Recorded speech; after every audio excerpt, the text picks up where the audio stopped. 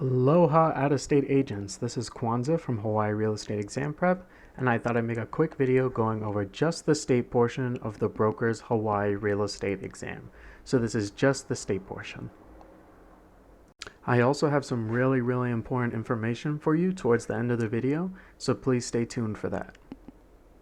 What you're looking at here is the PSI exam outline, which I'll have linked for you in case you want to look at it on your own. And this is the outline for the entire exam. It tells you everything you need to know about the Hawaii real estate exam. Okay, so a passing score for the broker's exam is 75%. So you need to score at least a 75% on both sections of the exam to pass. On the broker's state section, you have 50 questions worth 50 points, and you need to score at least a 38 to pass, and you have 90 minutes to do so. I know over here it says salesperson / broker examination, but I'll show you where the things are that are broker specific that you're going to have to know. Much of the broker exam is the same as the salesperson exam. I'd say they're probably 90% the same. There's just a couple of topics that are added on to the broker's exam that you need to know, and I'll show you when we get into the topics where those are. Okay, moving on to the state portion of your broker's exam. The first topic is ascertaining and disclosing material facts, and it is 7 items or 7 questions on your broker's exam. This covers the Bureau of Conveyances or Land Court, Tax Office, statutory disclosures, environmental conditions, and Hawaii land history and property rights. The second topic on your broker state exam is types of ownership, and it is 3 items or 3 questions. And you need to know about condominiums, cooperatives, time-sharing plans, land trusts, and planned unit developments. Property management is the third topic on your exam, and it covers 4 items or 4 questions, and it's over the Residential Landlord-Tenant Code and commercial real estate management. This is another topic that's only on the broker's exam. Land utilization is 3 items or 3 questions. You need to know about planning, land use and zoning, county ordinance, restrictive covenants, state land use classifications, and special management areas. Then you have title and conveyances, which is 6 items or 6 questions. You need to know about estates and interests, tenancy, liens, recording systems, boundary issues, and foreclosures. Contracts, which is 7 items or 7 questions on your broker's exam, and it's about timing, contingencies, validity, and provisions. Financing covers 3 items or 3 questions, and you need to know about seller financing, Hawaii-specific institutional financing, and usury laws. Escrow process and closing statements. This is 4 items or 4 questions on your exam, and you need to know about escrow responsibilities, closing responsibilities, and closing statements.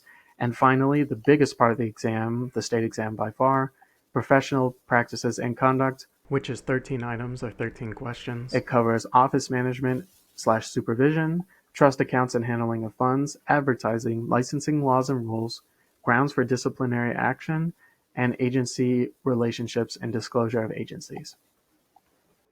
Okay, out-of-state agents. This is something that's really important for you to know, so please listen up. I know that you only have to take the state portion of the Hawaii real estate exam. However, I highly suggest that you study some of the national portion of the exam. We've had this situation a few times now where someone out of state comes to our program, they study just the state section, and then they go and take the exam and they come back to us and they say, well, I studied everything that you had. I was getting 90% on your state exams, and I saw a lot of questions that I just didn't see in your test prep in your state only section. That's because, and this is something that's a little bit tricky, a lot of the national portion of the exam is also in the state exam. So the state exam assumes that you have a background knowledge of the national exam. So if you've been a broker, let's say for 20 years in California, and you took your exam way back when, a lot of the stuff that's on the exam is not used in your daily life, and so you're going to forget a lot about it. And that stuff is really the national portion of the exam. So I'd really highly suggest study the state portion, of course, but then go to our exams and take a couple of our national exams and see how you're doing there. You don't have to be getting them perfect. I'd say probably high 70s, 80s% on our exams, but you have to have a very good background understanding of the uniform or national part of your exam before you go into your state portion. If you don't, it's going to be very tough for you to pass. So that's something that's really, really important for you to know. Out-of-state agents, please study the national portion of the exam as well as the state portion. I hope that this helps you, and if you want to look at this yourself in more detail, it'll be linked for you. I just wanted to show you that on our website, hawaiirealestateexamprep.com, everything that we do is aligned with the PSI exam outline. So you can see that I'm in our crash course plus test prep subscription, and all those topics that we just covered are all here. So you can see that each topic has a video on it as well as practice quizzes to test your knowledge.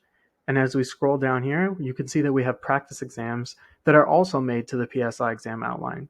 So we take the same ratios of questions from every topic and put them into your exam to make everything as real to your real exam as it could possibly be. So if you're looking to start studying the right way for the Hawaii Real Estate Exam, there's no better way than with hawaiirealestateexamprep.com. Mahalo.